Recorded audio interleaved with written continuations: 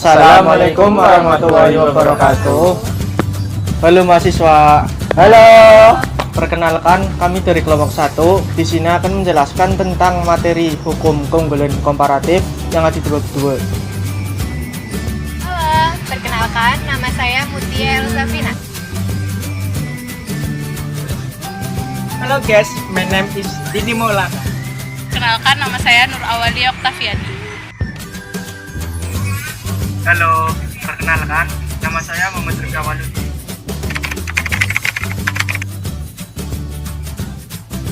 Pandangan dari misi merkantilisme mengenai perdagangan. Dalam buku The World of Nation oleh Adam Smith pada tahun 1776 dikatakan bahwa ekonomi merupakan ilmu yang terorganisir. Namun secara khusus pada abad 17 sampai 18 muncul filosofi baru yaitu merkantilisme.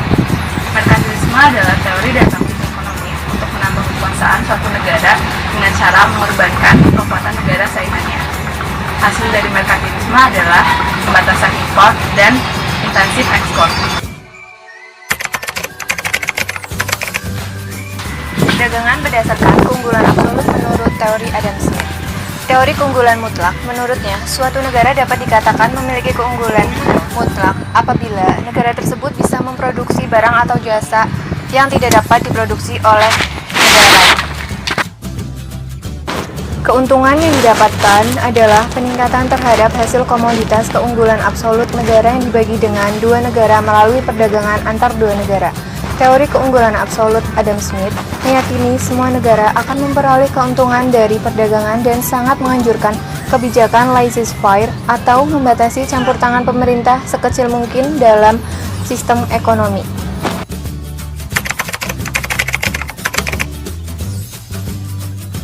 Hukum keunggulan komparatif menurut David Ricardo menyatakan bahwa sekalipun suatu negara tidak memiliki keunggulan absolut dalam memproduksi dua jenis komoditas jika dibandingkan negara lain, namun perdagangan yang saling menguntungkan masih bisa berlangsung. Keuntungan perdagangan. Sejauh ini kita telah membahas mengenai hukum keunggulan komparatif secara teoritis dan kemudian ditambah dengan contoh sederhana. Untuk melakukannya, kita harus mampu menunjukkan bahwa mereka bisa mendapatkan keuntungan masing-masing, mengusulkan diri dalam produksi dan ekspor komoditas keunggulan komparatif. Pengecualian hukum keunggulan komparatif. Kelemahannya yaitu keunggulan absolut yang dimiliki antara kedua negara sama di kedua komoditas. Oleh karena itu, perlu modifikasi yang jika satu negara memiliki kelemahan absolut dibanding negara lain dalam produksi kedua komoditas, masih ada landasan untuk perdagangan yang saling menguntungkan, kecuali kelemahan absolut berada dalam proporsi yang sama untuk kedua komoditas. Keunggulan komparatif dengan uang. Menurut hukum keunggulan komparatif dengan mengabaikan pengecualian hukum keunggulan komparatif, bahkan jika satu negara memiliki kelemahan dalam produksi kedua komoditas dibandingkan negara lain, masih ada landasan untuk perdagangan yang saling menguntungkan. Dilihat dari upah di satu negara akan cukup rendah dibanding upah di negara satunya.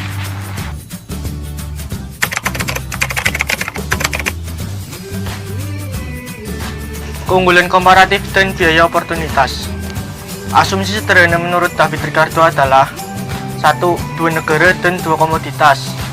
2. Perdagangan bebas. 3. Mobilitas tenaga kerja yang sempurna di dalam setiap negara tapi tidak di antara kedua negara.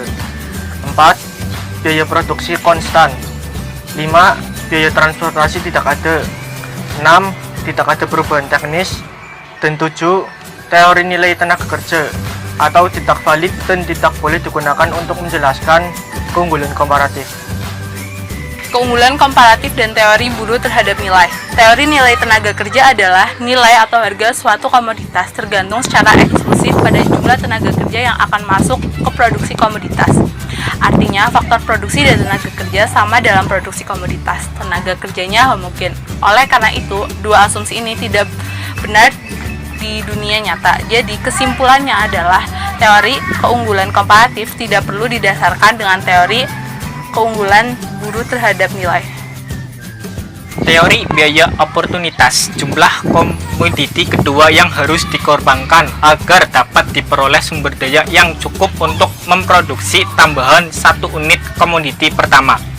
Batas kemungkinan produksi dalam biaya yang konstan. Biaya oportunitas dapat digambarkan dengan kurva batas kemungkinan produksi atau kurva transformasi. Garis batas kemungkinan produksi adalah kurva yang menunjukkan alternatif kombinasi dari dua komoditas yang dapat dihasilkan suatu negara. Walaupun biaya oportunitas sifatnya konstan, nilai mereka berbeda di masing-masing negara.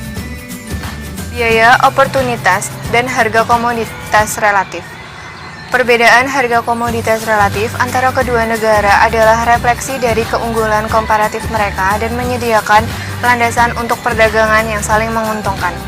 Kita telah melihat bahwa biaya oportunitas gandum adalah sama dengan jumlah kain yang negara harus lepaskan untuk mendapatkan sumber daya yang cukup untuk memproduksi 1 unit tambahan gandum. Tes empiris pertama dari model perdagangan Ricardian dilakukan oleh McDougall pada tahun 1951 dan 1952 dengan menggunakan 1937 data. Hasilnya menunjukkan bahwa industri-industri di mana produktivitas tenaga kerja relatif lebih tinggi di Amerika Serikat daripada di Inggris adalah industri dengan rasio ekspor yang lebih tinggi dari Amerika Serikat untuk Inggris dibandingkan pasar ketiga. Sekian penjelasan materi dari kami ucapkan terima kasih. Wassalamualaikum warahmatullahi wabarakatuh.